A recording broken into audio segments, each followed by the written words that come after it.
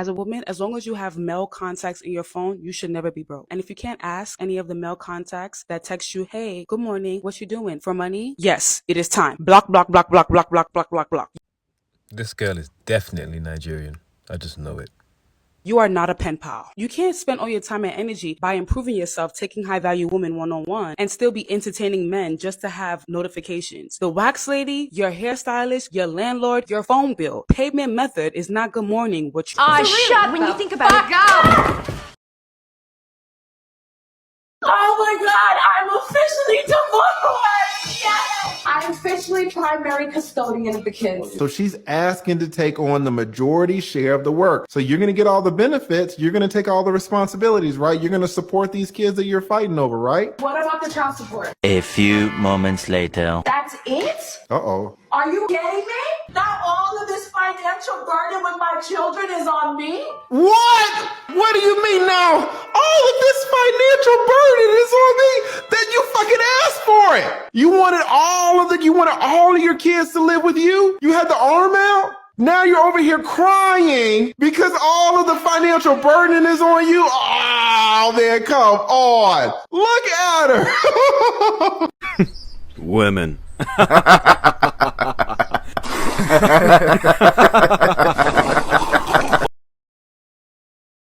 Modern feminism is ruining women. They don't want families. They don't want... Listen to me. Listen to me. I will never be able to afford a house. Well, not with that mentality, you won't. Come on. You gotta think a bit more positively. I will never be able to afford a house. I am about to lose my health insurance because I make too much money now. The 40-hour work week was structured around the assumption that you would have somebody at home doing your domesticated labor for free. Cooking, cleaning, childcare. Even despite currently living in an economy that requires a 2-income household just to be comfortable. The upper class all organize to prevent affordable housing from being built in the first place. The only war that there is a class war. You are not frustrated with feminism or women. You are frustrated with late-stage capitalism. No, we're still frustrated with feminism. But nice try though. Gabrielle Union say she felt comfortable cheating in her first marriage because she pays all the bills. Them gal ya wicked, them wicked, them wicked. Them gal ya wicked, them wicked, them wicked. I don't know how them so wicked, why them so wicked, but I know so them gal ya wicked. Look, as a man, if you don't give a woman something to respect, then they don't and won't respect you. With that being said, people are only going to do what they do because that's who they are. No matter if a man pays all the bills or his woman pays all the bills. If a woman is not a cheater, she's not going to cheat. Now, she might get fed up with him and leave, but she's not going to cheat unless she's already a cheater. You know? But like I said, as a man, give a woman something to respect and she will respect you. You need to be a leader. You need to be competent, confident, a provider, a protector. You need to be all these things plus more. Because as a man, you don't get no days off. And a woman will have any excuse for this kind of actions. Don't give her one. You ain't lying. In comparison to women, you know more single dads, do you know, than single women? Excuse me, can I get a second? You're forgetting about the part about the fathers who's trying to be parents. Hold up, I'll let you talk. You forgetting about the parent. All right, you about to. You forgetting about the fathers who's not given a chance to be a parent. My father tried to be there. Because he wasn't with my mother no more, she made that shit so toxic for him, he had to let me go. So you say, yes, no, hold up, I'll let you talk. My mother didn't even want me, but still didn't want my father to take care of me. Okay? I see both perspectives. But you're still not seeing the perspective of women not allowing men to be fathers. That's a small percentage. No, that's to you. I can't speak That's to to you. She's literally proving his point by not letting him speak or not understanding what he's saying. And this makes me think, I wonder how many other guys went through the same situation as he did. If a guy texts you and asks you to see him within 24 hours notice, say no. Even if you want to see him, even if you have no plans and you're just doing nothing, you're sitting at home being a lazy couch potato, Still say no, sorry, I'm busy, but I would love to see you another time. This creates a boundary that you're not just available at his beck and call. You are an empress, a queen energy, and you deserve to have someone pre-plan something, not a last minute convenient little plan for himself. Yeah, sure, babe. Okay.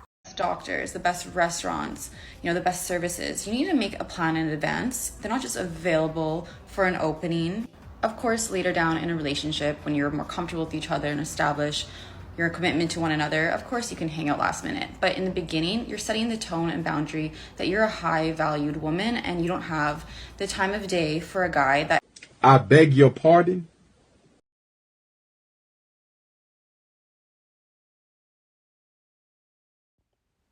This video got over 1,000 likes and little to no backlash at all. In fact, people found it funny.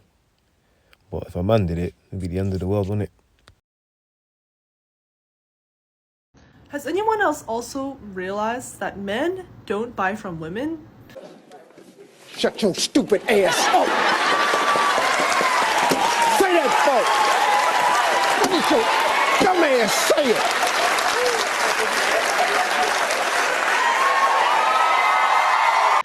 And this is unrelated to X, but when you look at creators, authors, etc., if the creator, author, whatever, is a woman, then their fan base is going to be 95% like women. And they're going to be painted as like a girl boss way and be featured on only women websites. But then, if it was a man, their fan base or customer base would be a lot more equal. It'd be a distribution of 60% men and then 40% women or something like that. And they would be featured not only on men's websites, but also women. Could it not be because men make products aimed at both men and women, whereas women predominantly make products aimed at women?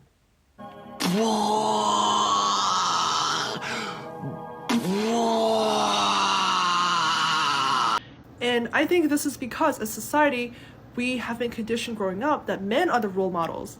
Men have the advice that we look up to, and women have not been placed in that position. So when you ask people their top role models, both men and women will name men, but men will rarely name a woman. This is detrimental to women because when they're trying to sell a product or service to make money and build equity, they are only able to serve women because men aren't coming to them. So for example, if a woman was a hairstylist, her customer base will be primarily, like predominantly women. But if it was a man, his customers will be both men and women. If you look at hairstylists, makeup artists at the very top, they're predominantly men who have their own salons, brands, fame, worldwide recognition, even though at the bottom, predominantly it's most... Get back in the kitchen!